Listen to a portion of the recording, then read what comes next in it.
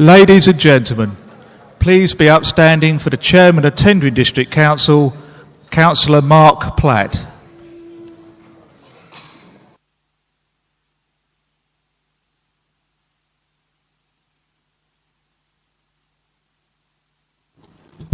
Good evening, members. I'd like to introduce the Reverend Peter Edwards from All Saints Church, Holland-on-Sea, who will be my chaplain from the year in office. Peter. I invite you all to join me in keeping a few moments of silence as we devote ourselves and this meeting to God's provision. So let us pray.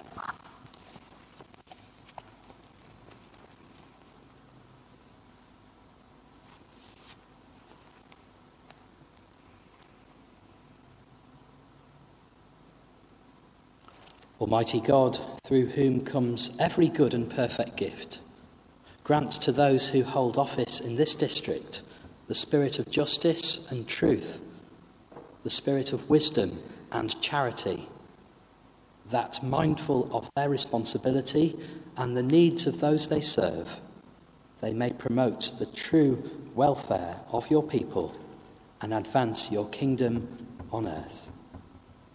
Through Jesus Christ our Lord. Amen. Please be seated.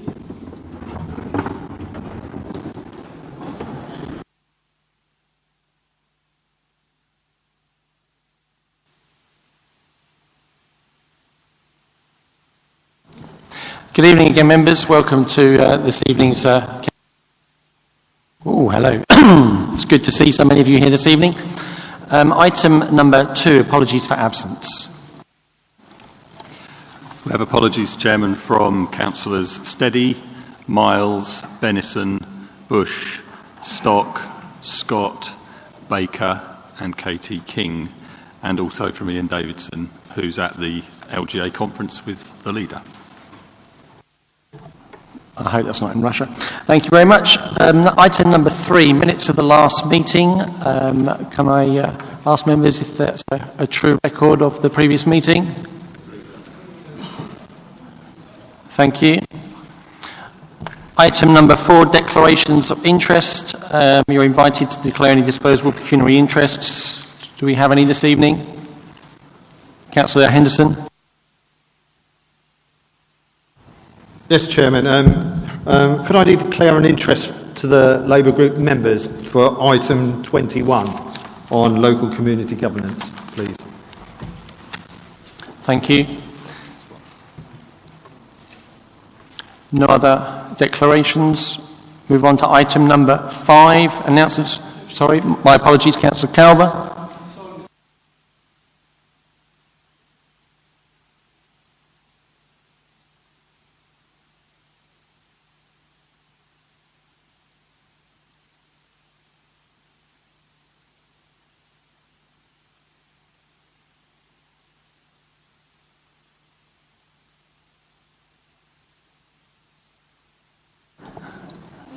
Right, I believe the technicality is due to mobile phones and the Wi-Fi that might be on.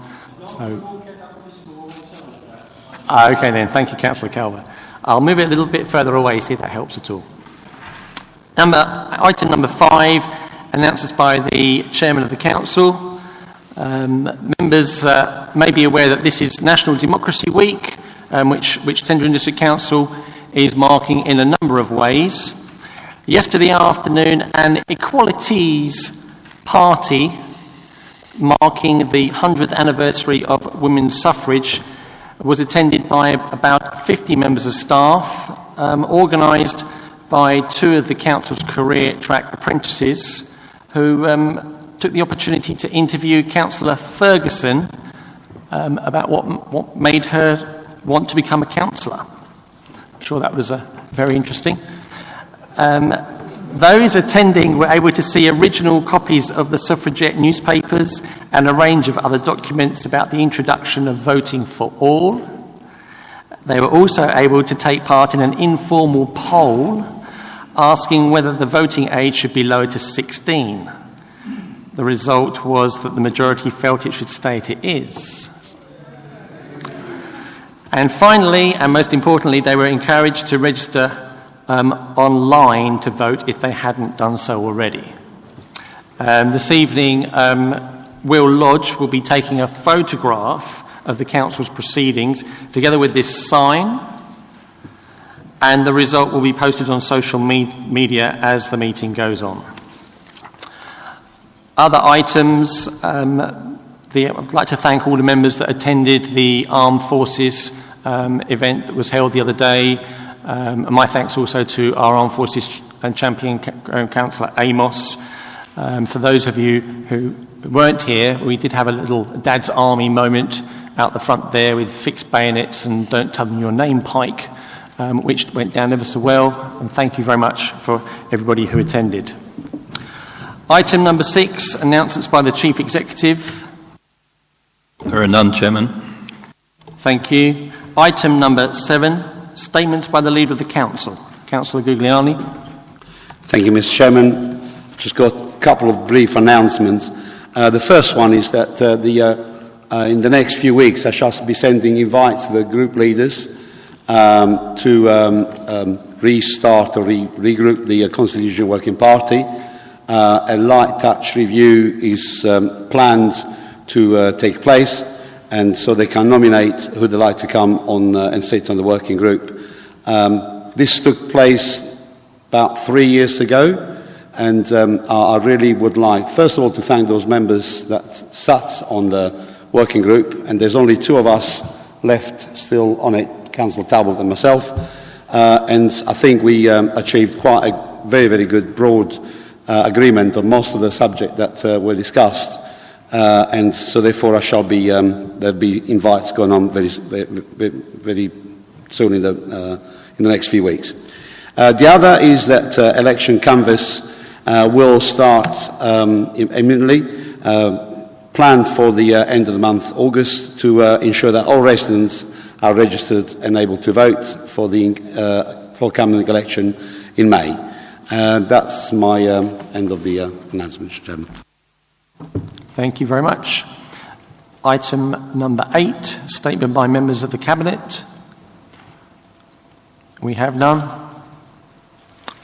Item number 9, petitions to Council.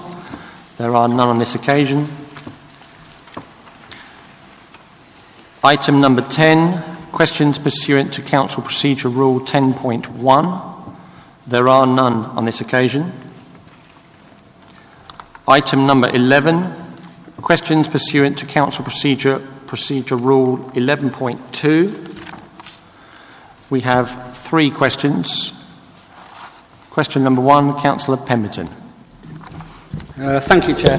I just want to bring up about the retail farm park.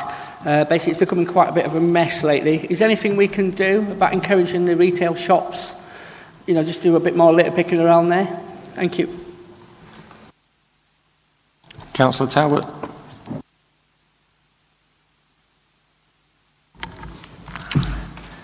Thank you for the question, Andy. I've got the latest information from officers which have written a reply for me, actually. The stores within Brook Retail Park are all committed to being responsible partners within the community, and as such, the council is currently working closely with Tesco to ensure that the land for which they are responsible is maintained to a satisfactory level of cleanliness. Tesco have their own cleaning contractors and have also in the past undertaken community clean-up events involving their staff and volunteers to litter pick around the vicinity of the retail park to promote their community values. Kentucky Fried Chicken also undertake litter picking in the immediate vicinity of their stores and have also installed extra litter bins within the car park near to their store.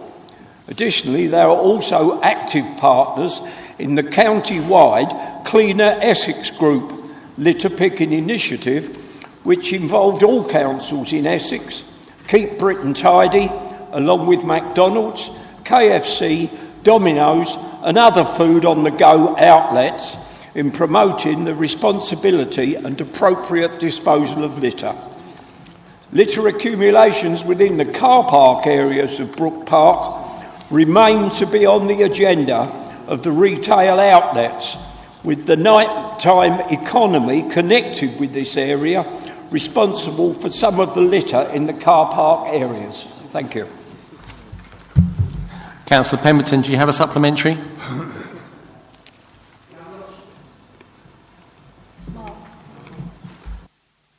I'm not sure if you're aware that the TDC actually do pay for 4 hours a week to do. I'm just wondering if we can try and get a few more hours on there, because at the moment you're only giving them 4 hours a week, which is 2 on, I think, Monday and 2 on a Friday. I'm not sure if you're aware of that. Thank you.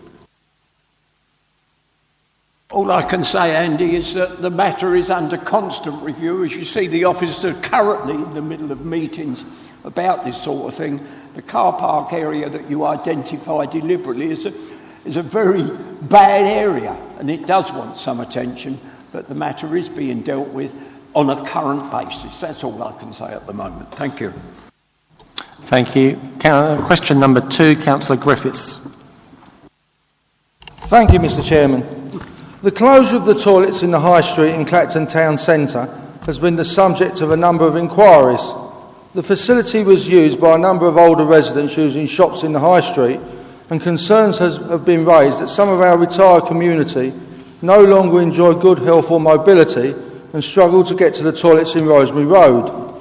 The High Street car park is often the first stop for those visiting the town, and it would make sense to have a toilet in a car park that visitors can use. Could the portfolio holder tell us what action he intends to take to address the concerns of some of our older residents, and if it's his intention to reinstate or reopen a much-needed toilet at this location?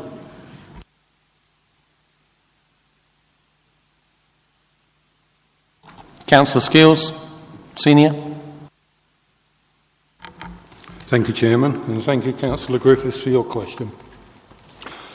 I have to say I'm a little bit surprised and puzzled by this question, as the decision was taken in June 2017, over a year ago, to close these toilets. This was clearly set out within the Cabinet's report and within the plans for the management of our public conveniences. The High Street toilets have been a target of antisocial behaviour for many years, and given the strategy to refurbish the Rosemary Road toilets so as to provide a better class and, a good standard of toilets, the decision to close these toilets was long overdue. I'm not sure how many older people would actually want to use the High Street toilets, given the state that it was in. And many users had left the facilities in very poor condition, despite the best efforts of our dedicated cleaning staff. As Councillor Griffiths will no doubt be aware, a number of toilets will be closed as part of the Council's plans to free up budget from the more expensive ones to operate. Due to the part in vandalism and antisocial behaviour, and the use of these savings will be put into the remaining toilets to improve them. As often has been commented upon in this Council, the Council still has over 30 publicly funded and operated public conveniences, which is a far higher total than many, if not most, other councils in the UK. Thank you. Councillor Griffiths, I imagine you have a supplementary. Yes. Thank you. Given that this council is supposed to be encouraging tourism and community cohesion, this does seem rather sad. Whilst I acknowledge that there are other toilets in the district, there's only one actually in Clacton, and does the portfolio holder not agree that to shut one of the 2 toilets and reduce toilet capacity by 50% in the main seaside town in Tendring is not only short-sighted but has scant regard for our older community? Thank you. Councillor Skills.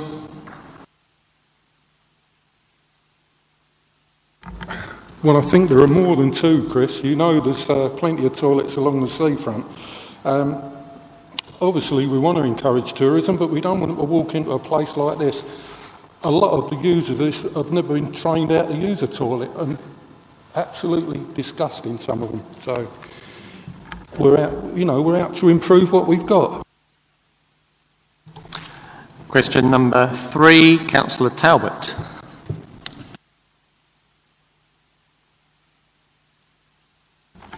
Thank you, Chairman. With reference to the question I asked you on the 15th of May, to which you gave me a complete answer to the points I raised, I now wish to ask the following.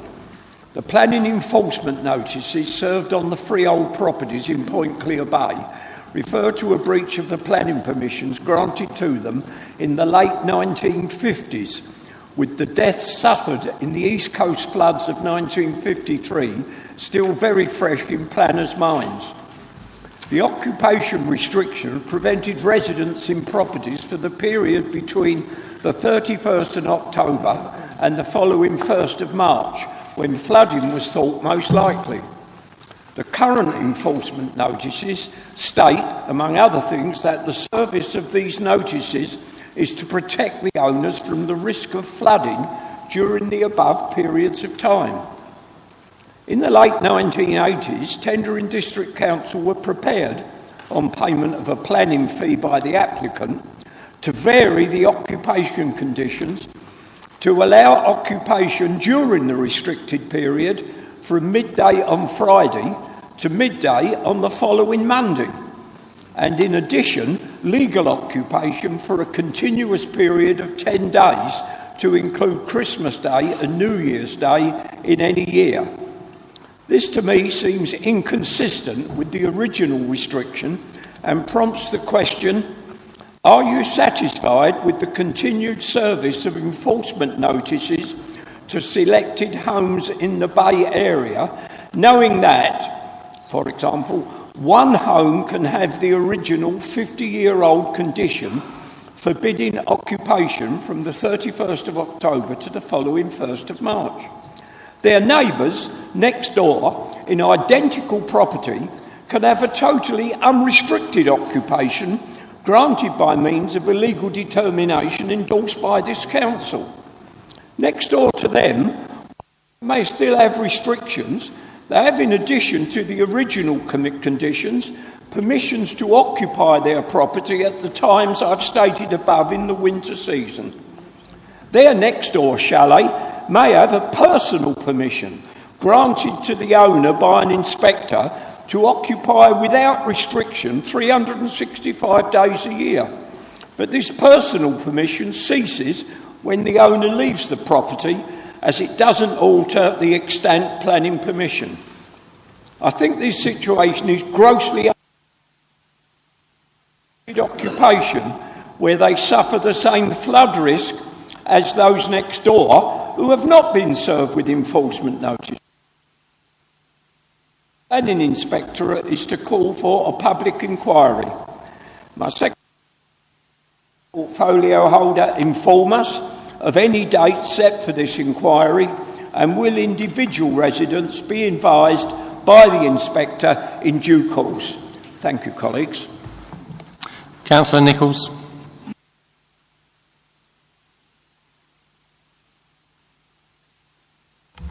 Thank you, Chairman. Thank you for your question, Councillor Talbot. This is a very complex issue, and as you rightly highlight, there is a long planning history. My response, therefore, is quite lengthy, but I wish to provide you with as full a response as possible. Planning enforcement action as to breaches of conditions at Point Clear to prevent the permanent residential occupation of chalets all year round was taken as far back as 1963 by the then Tendring Rural District Council. There has been a consistent pattern of enforcement regarding these conditions since 1963. Members of the Planning Committee endorsed further enforcement action against those breaching winter occupancy planning conditions on the 2nd of February 2016. And following service of enforcement notices, the question of whether conditions are upheld or modified is now for the Planning Inspectorate to decide via the appeals process. Planning applications seeking to permanently remove the conditions preventing all year round occupation of chalets were made by some residents of the chalets to this council in the period 1986 to 1989, but these applications were refused. As a consequence, many residents appealing those decisions and a series of planning and enforcement notice appeals were heard at the public inquiry in 1990. On the 3rd of July 1990, the inspector released his decision letter. The condition preventing all-round occupation were generally supported, but the inspector allowed many of the chalets appealing to extend their period of use to include winter weekends and also a 10 holiday starting on Christmas Day. In other cases, he allowed personal planning permissions so that named residents could stay in their chalet all year round on the grounds of personal hardship. But in some cases, these residents had to revert to a pattern of leaving the chalet during the winter period once a given period of 1 to 2 years was up. Where a resident granted a planning permission on terms of personal hardship, died or moved away, the inspector required the chalet to revert to having restrictions on winter occupation. Another group of residents making appeals were able to prove to the inspector's satisfaction that all year round occupation had taken place for more than 10 years in breach of the winter occupation restrictions. As a result, the inspector considered that the condition preventing winter occupation could no longer be enforced and removed it while quashing the enforcement notices.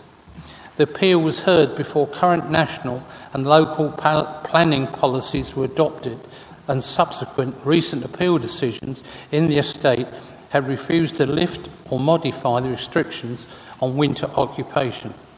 In 2018, many of the chalets still subject to their original restrictions as they were not involved in the appeals in 1990.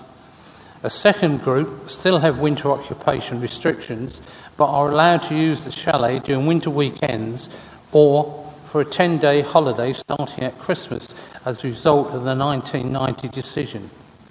These two groups are in the majority. Those granted personal planning permission on the grounds of hardship have mostly died or moved away, and only 2 residents remain with personal planning permission.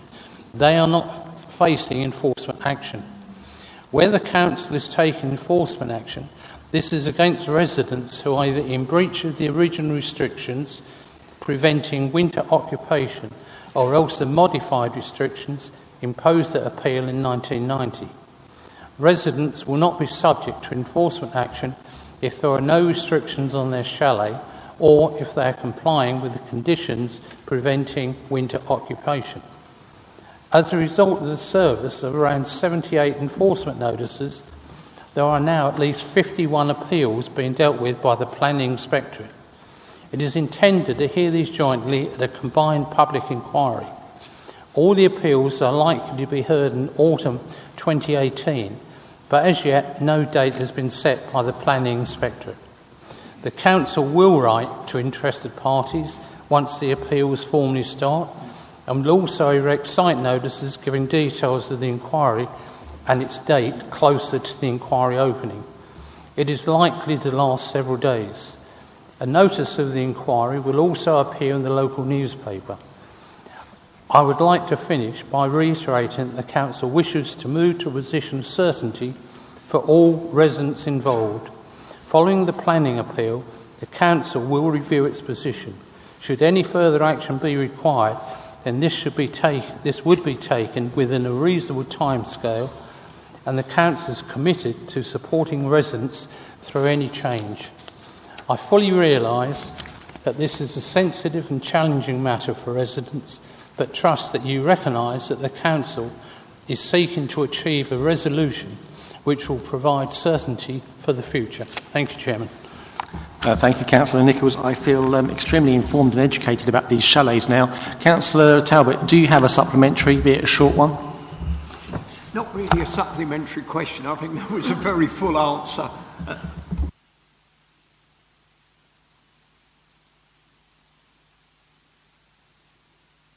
To me, who knows some of the residents in the bay, and said, and I say this for information, say that some of the residents are already receiving letters from the inspector within the last few days telling him that it hasn't yet been decided whether there will be a full inquiry or a local inquiry. I don't understand the difference of that, but the information was hot off the press last night. Thank you very much for that, Councillor Talbot. Thank you. Item number 12, report to the Leader of the Council. There's no report on this occasion. Item number 13, minutes of committees. Councillor Guglielmi.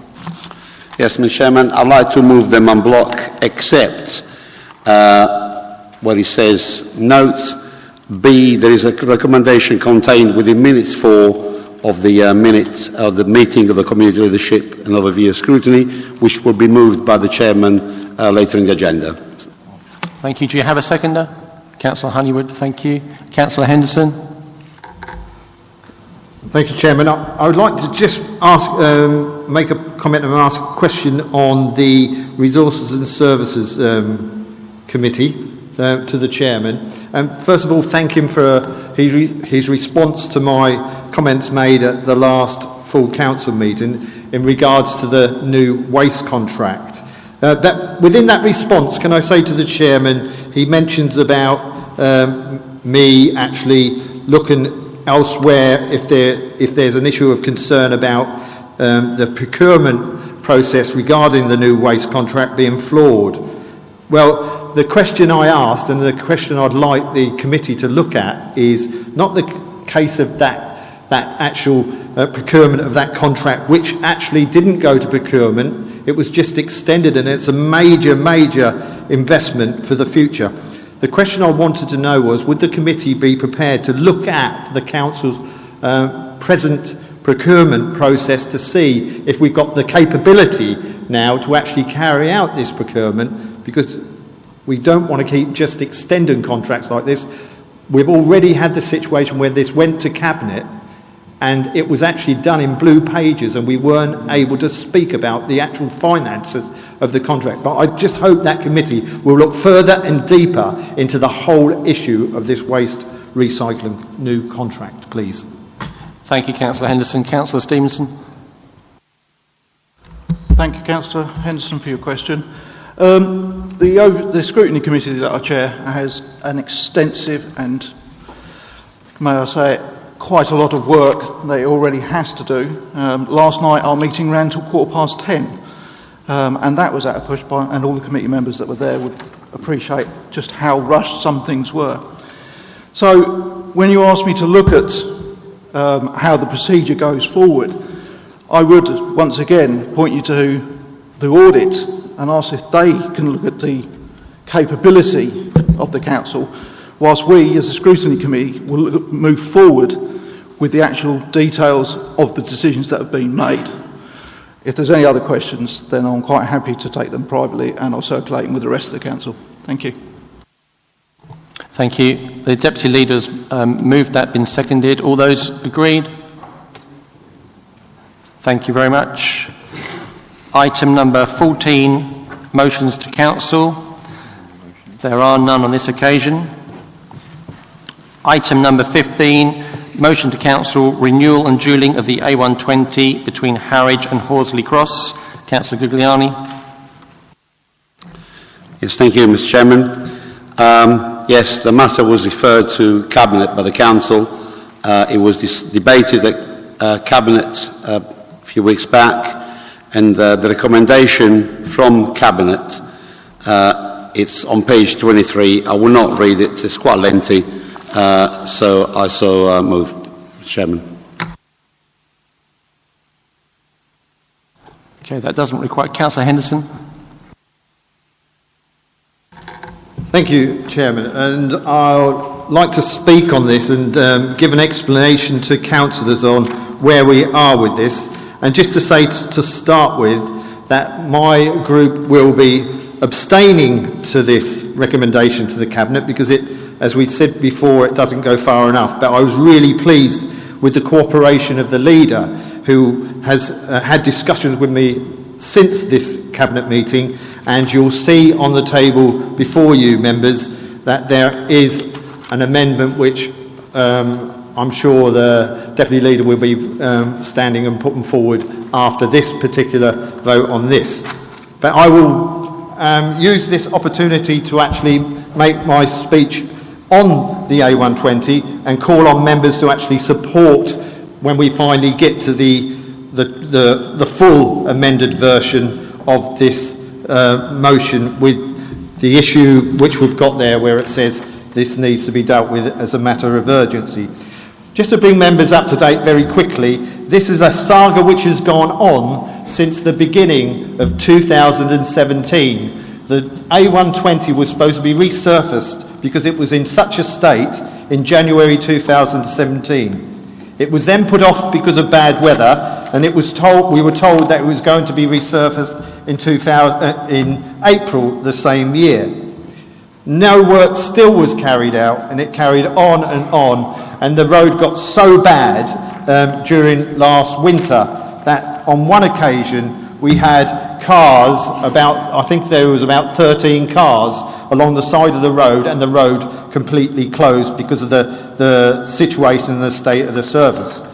Well, where we are now is that we now know from Highways England, having met them straight after Christmas, regarding the state and the situation of this road, and they have now told us in writing, and the council knows this as well, and so does our local MPs. They're saying that the Wicks bypass was built during the 1970s using a concrete bay type of construction and is approaching the end of its life.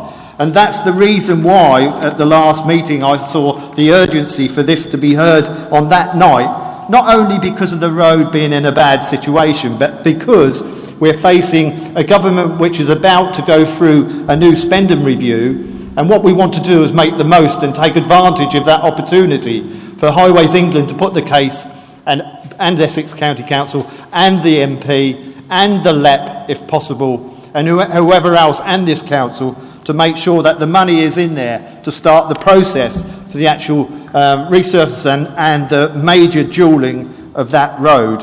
And the reason we need that is, and I want to say to members, every member in here who represents a rural area, please go back to your parish councils and tell them to support the actual petition that the Harwich Standard, and I want to thank the Harwich Standard for the work they're doing to raise the profile and get those petitioners signing that petition, so that adds weight to this motion and to our call for action.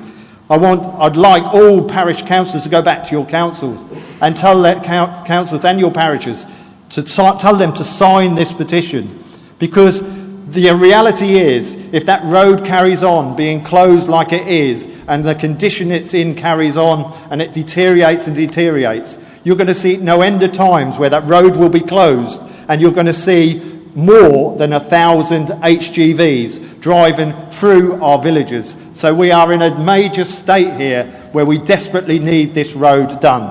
Not only that, we need the road done because it could affect in the future employment and industry opportunities for Harwich in the future. I believe it's already held us back over the years for potential employment and industry coming to that area. And I think this is a prime opportunity now that major investment needs to be spent on that road to not only improve that road for the residents and for those people who need to use it for work and business, but also for future employment. And you'll see on this recommendation from, and I'm happy to accept it, the recommendation from the Cabinet where it goes on about the Braintree to Marks Tay section of the road, which is very important. I agree, and everyone would agree, that that road is log-jammed and it's going to be a very big pressure point for the future. But this road in Harwich, that road's log-jammed. This road in Harwich is blocked.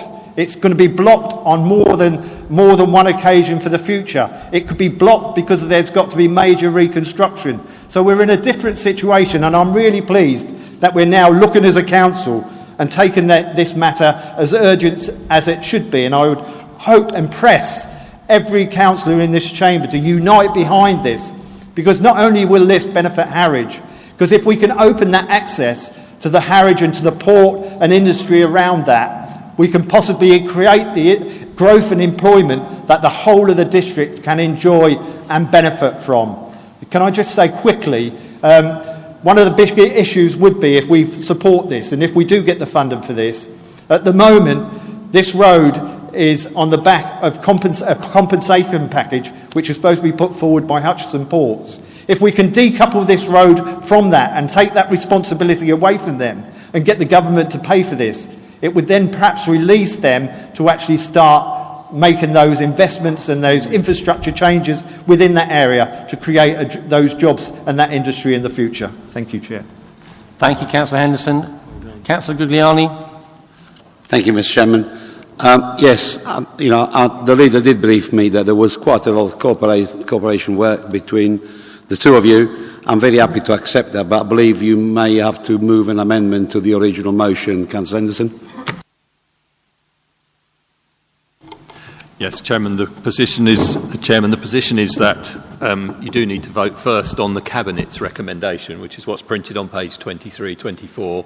And once that vote is concluded, then if Councillor Henderson wishes to move his amendment that's on the piece of paper on the table in front of you, that can be done then.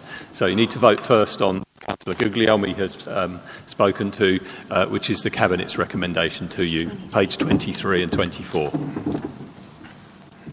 Thank you. Sorry, all those in favour?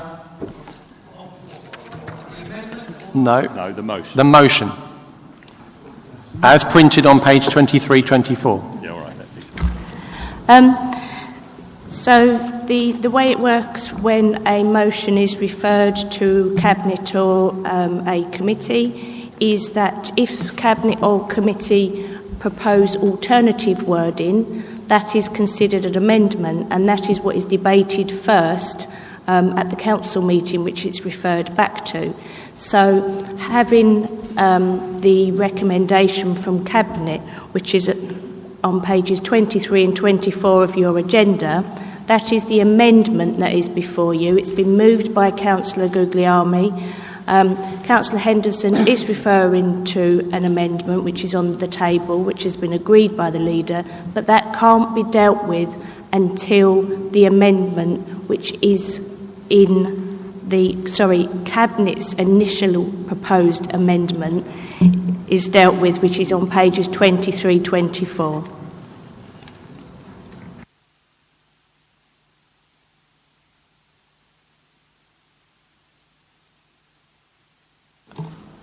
Okay, so all those in favour of what's written on page 23, 24? So you need to clarify. Do we need it counted? Count. Yeah.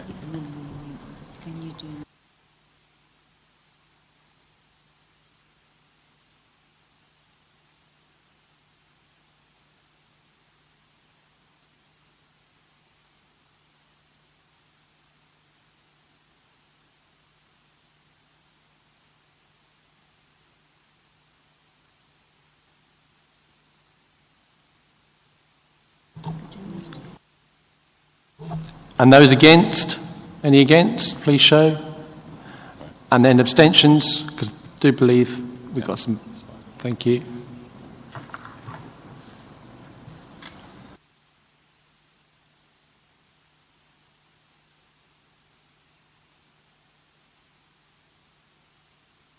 Okay, so that's carried. So we now move to the substantive motion, which is printed on the sheet on the table.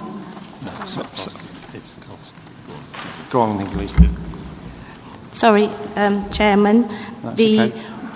So the Cabinet's initial proposed amendment has now been carried, which is printed on pages 23, 24.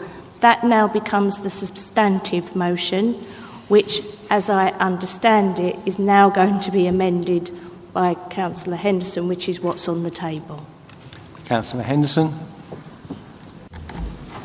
Thank you, Chairman. Yes, as you'll see on the table, we have amended a section there, and I'm quickly trying to find it while I'm on my feet, where it says, we're changing it from where it says that the A120 from Hare Green to Harwich is wholly inadequate and should be upgraded to a dual carriageway, and it says on the Cabinet's recommendation as soon as possible.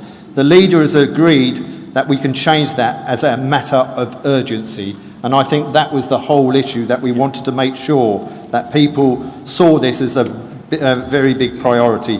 And also within that, the vote you're now going to be taken, it's also that we contact all those people in authority that can help us move this on its way as a matter of urgency as well.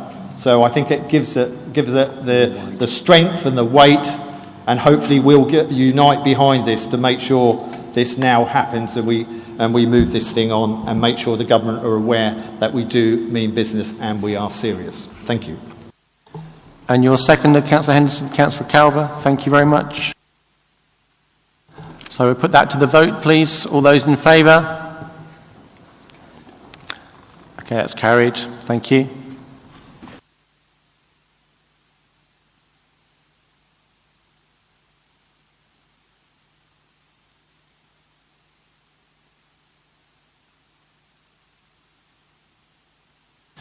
Item number 16, motion to council, additional flag raising days at the town hall. I believe, I hope all of you would have seen the flag flying outside today. Councillor Land. Thank you, Chairman. Thank you, councillors. Please correct me if I'm wrong, all you in the know people up the front, but I'd like to move the amended motion that's outlined in the minutes of the Community Leadership and Overview Scrutiny Committee. Thank you to Councillor Pemberton for his initial motion, and we had some encouraging debate and had some visitors and guests who attended the meeting, all able to have a say. So I'd like to put forward that we push forward that motion, please. Thank you. The recommendation is on page 18. Anybody wish to speak on this? No? Okay, take that to the vote then. All those in favour? That's carried. Thank you very much. So it's now the substantive motion. And will you please now vote on the substantive motion? All those in favour? That's carried. Thank you very much.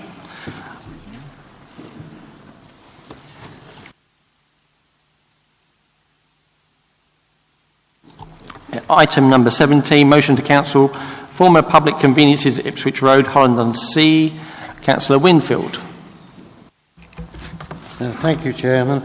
There seems to be somewhat of a confusion about my motion last time, so I'd like to clear this up.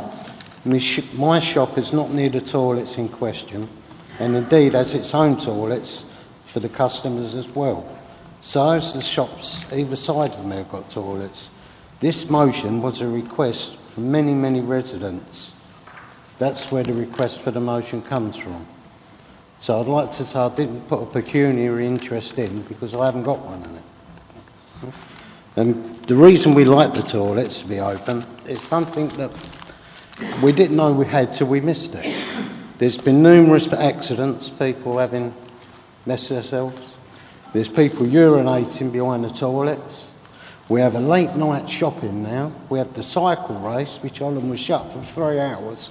No one could go to the toilet. The doctors used to let the residents in the toilets. They've stopped doing it. Tesco's won't let the residents in. The co-op won't. Most of our population need a toilet. It's a fact, you know, and they're getting desperate. And that is my motion I put through. Do I read the motion now? You can do if you so wish.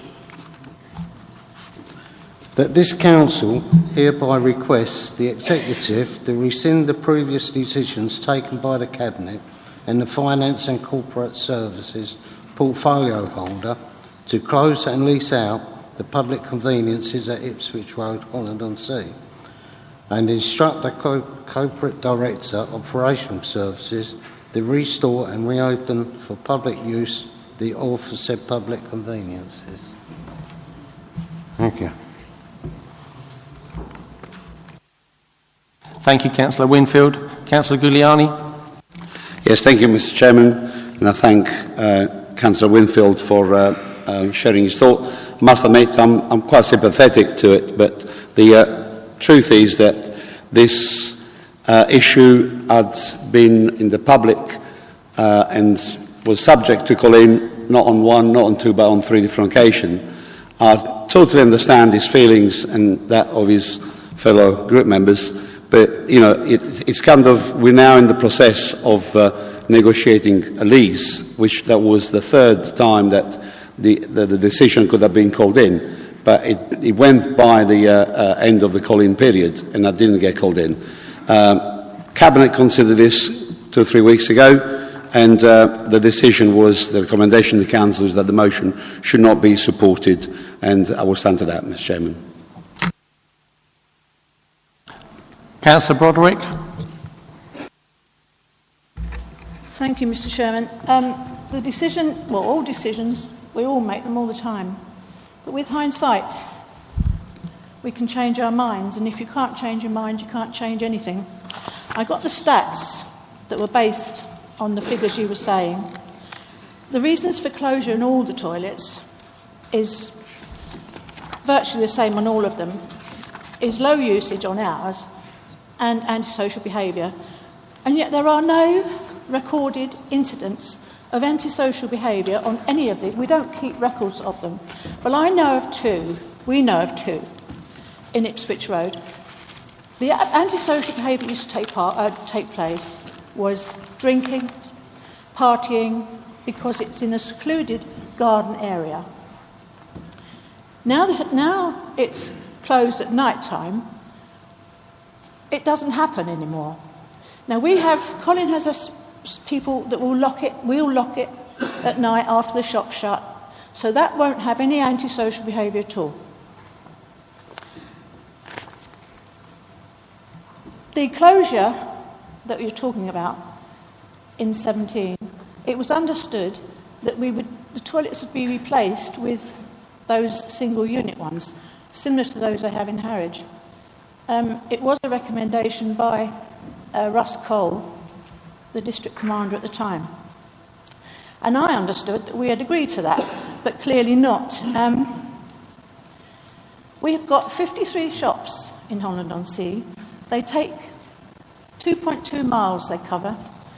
There are some people barricaded in their homes. They can't go out because there's no toilet. To do shopping, things like that. I know we're all of you young things are here, don't understand that perhaps. But this one is needed. This decision needs rescinding. You talked about the call-in. The decision was bizarrely made 2 days before Christmas. I was in another country, and you've got 5 days to call it in. I couldn't get back, couldn't deal with that. And why would it be made at that time? And that was 6.5 months ago. What's happening since? How long are we going to let the lease go on? Did we give them a time frame? And we need this loop. Preferably have it replaced with what we understood we were going to get, these single unit ones that they've got in Harwich.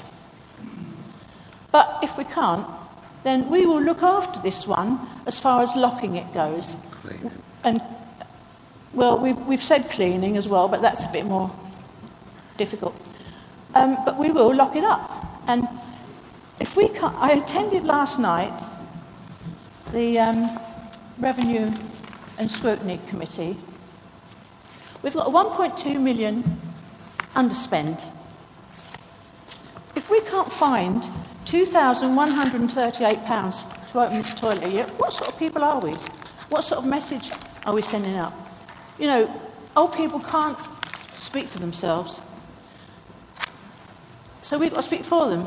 There are people, and I know one, friends, who have got IBS.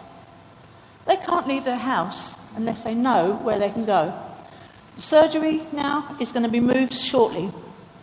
They won't even let us use their loos anyway. So we just put it to you. It would be a really nice thing to do, to give this back to the people and delay the decision, perhaps at a later date. Give it a bit more time, give us a bit of, try it out. Councillor Winfield gives up his Sundays. Excuse me. Councillor Winfield gives up his Sundays to keep the area clean, cut, the hedges cut.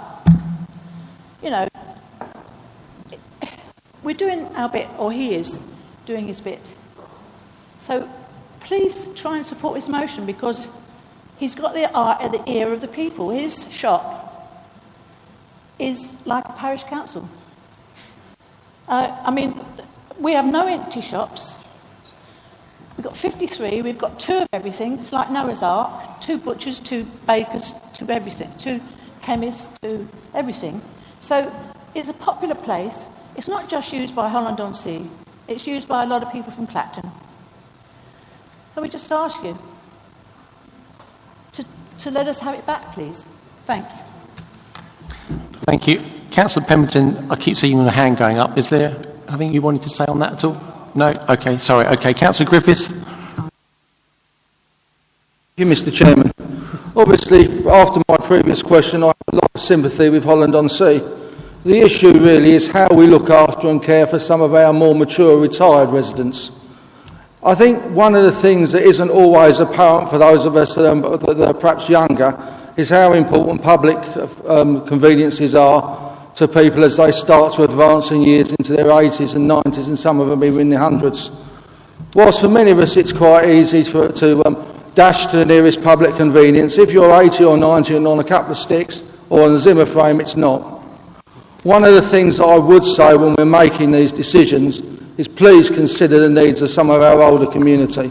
Many of them have served this area well, and I think it's time that this council, when we make decisions, consider their needs and what's good for them, what's good for the area, and look after them. Thank you. Thank you. Councillor Henderson. I wasn't going to speak on this, Chairman, but this reminds me of a debate that we had at Essex County Council when my group were raising the issue about isolation and loneliness, and we'd done some research and background and got background information, and I don't know if people are aware, but one of the biggest killers to elderly people is isolation and loneliness. And probably one of the biggest barriers to actually, for those older people leaving their homes would be not being able to use a convenience when they need to, when they're out and about on the streets. There's actually a minister now in government been appointed to actually deal with isolation and loneliness, because it's such a big issue out there. We've got some elderly people only getting a 15-minute visit now, or a care visit. So they're actually stuck indoors and worried about going out. And I think this is probably another added pressure. And what we were asking the Essex County Council Cabinet to do was, when they actually come up with some of these policies and decisions, they ought to be very clear on their equality impact assessments, because you have got to make sure that all residents around Tendring actually benefit from the policies and the decisions of this council. And not all residents are disadvantaged by some of those decisions and policies. And I think we need to be very careful and strategic where we actually do close these. We've accepted some being closed in Harwich. We've accepted they're not being used as much as they should be. But I do think we ought to be careful around this area. We've got one of the highest populations of elderly people in this district, and we need to be careful and take care when we make decisions like this that we're not disadvantaging a certain group of our population and making them feel even more isolated and lonely, sitting at home and afraid to go out. Thank you. Thank you, Councillor Henderson. Councillor Stevenson. Thank you, Chairman. Like Councillor Henderson, I wasn't really going to speak on this tonight, but I feel I really must now. I have great sympathy with both sides of the argument on this. At one side of the coin, we have public conveniences that cost us nearly £750,000 a year. On the other side, we have residents who haven't got access to public conveniences. So I am in support of some of the closures, but in this case, with the Ipswich Road, I'm not. And I made my case to the Leader of the Council in an email. And one of the comments I made to the Leader at the time was that in our own public convenience strategy, the Cabinet decided on last year, there was a sentence in there that public conveniences support community independence and freedom and help to reduce social costs associated with being isolated in their homes. very much like the Councillor Hendon just said. And it goes on to talk about how community is part of the community. And the bit that I really struggle with, Chairman, is that whilst we close the one that is part of our community, we leave the ones that are open for our tourists. And we really must remember who exactly pays for these toilets. It's not the tourists, they get them for free of charge. We, on the other hand, have to pay for these, and we're the ones that are being victimised. Thank you very much, Chairman. Thank you, Councillor Henderson. Under the rules, Councillor Winfield, you do have a right to reply. If there's anything else you'd like to add briefly. I just think, without getting into politics or anything like that, that the residents need a toilet. And it's simple, they're old. We've got disabled in Holland-on-Sea. They can't go to the toilet. And I think it's a bit bad shot anyway if we don't. Thank you. Thank you. And Councillor Gugliani, please. Thank you, Mr. Chairman. As in my previous remarks, there's not a system to rescind this decision, especially while we're in the middle of dealing with a potential lease. I understand negotiations are ongoing, and it would be perverse if the Council took a decision whilst in the middle of negotiating a lease. I would remind colleagues that there are financial pressures. This decision was published last year when a list of toilets were picked to be labelled for closure with the underlying evidence on the usage, and this was an underused toilet at the time. There is a need to find £300,000 each year. The fact that we got £1.2 million allocated to to support the next 10 years financial strategy, it's very much part of the strategy that money was forecasted to be supporting it. But like I said, we cannot simply, in the middle of property dealing negotiation, rescind the decision. That would leave us completely wide open to all sorts of liable problems. And therefore, I do call on people to stick by the decision. It was debated at Cabinet. Cabinet recommended to the Council they should not be supported, and I remain firm on that, Mr. Chairman. Please don't vote it other than what the Cabinet decision was. We need 11 people to stand for a name vote, please.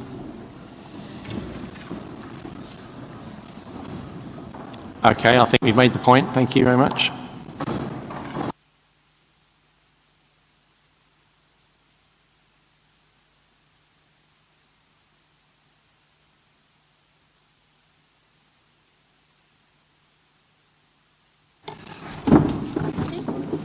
Okay, members, I'll call out your individual names. If you could say for or against or abstain. Yeah, in relation to Councillor Winfield's motion. So it's for, against or abstain. Councillor Alexander.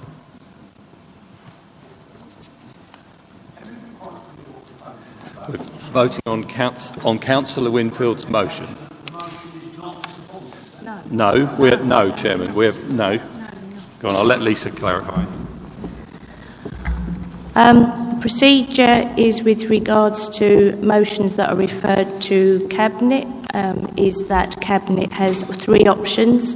They can either support the motion that's referred to them, they can or not support it, which is the case here, or come up with amended wording.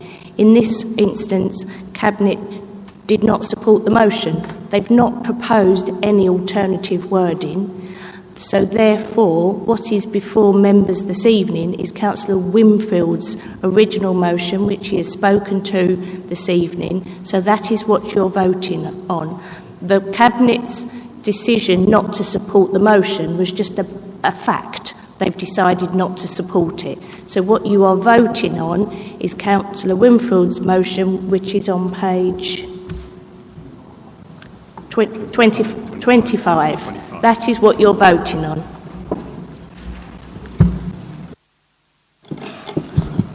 Okay. Once again, I'll just repeat. I'll call out your name and ask you to vote for, against or to abstain on Councillor Winfield's motion. Councillor Alexander. Councillor Amos. Councillor Bray. Councillor Broderick. Councillor B.E. Brown. Councillor J.A. Brown. Councillor M. Brown. Councillor R.J. Buke. Councillor Callender. Councillor Carver. Councillor Cawthron. Councillor Chapman.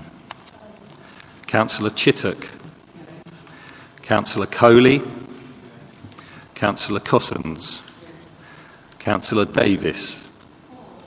Councillor Everett. Councillor Fairley. Councillor Ferguson. Councillor Fowler. Councillor Gray. Councillor Griffiths. Councillor G. Guglielmi. Councillor V. Guglielmi. Councillor Heaney.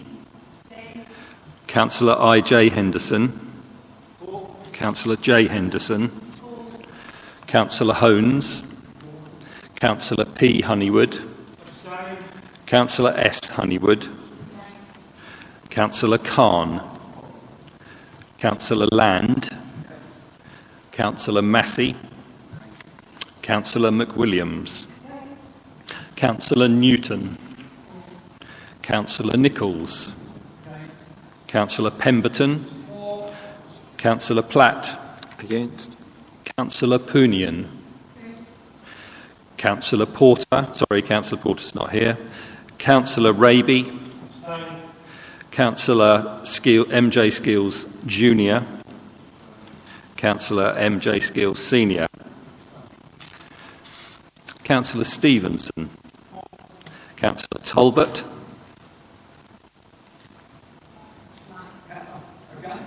Talbot, thank you. Against. Councillor Turner. Councillor Watson. Councillor White. Councillor Whitmore. Councillor Winfield. And Councillor Yallop. Abstain. Thank you, members.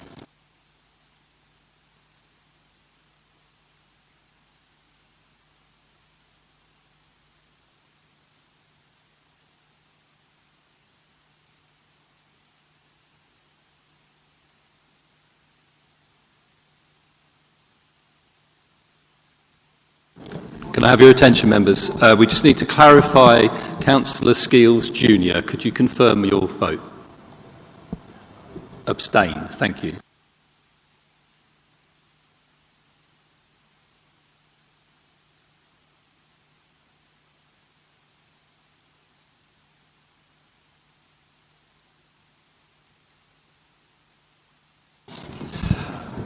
Members, the result of your vote. So on Councillor Winfield's motion, votes for was 18, votes against 22, abstentions 10, and councillors not present 10. So that's it's not carried.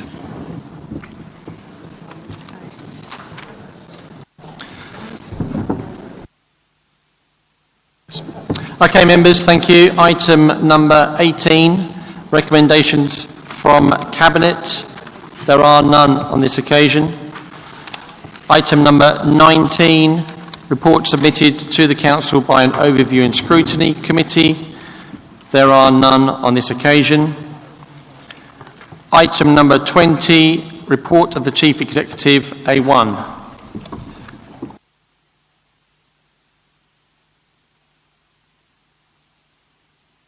I'm going to say very loud, sorry, the report is just for noting, Chairman. Thank you. Item number 21, report of the Head of Leadership Support and Community A2, Community Governance Reviews, page 29 to 32. Councillor Honeywood. Chairman, I'd like to move those as written, please. I'll second that, Chairman. Thank you. All those in favour? Agreed. Thank you very much. Anybody against? Any abstentions? Thank you.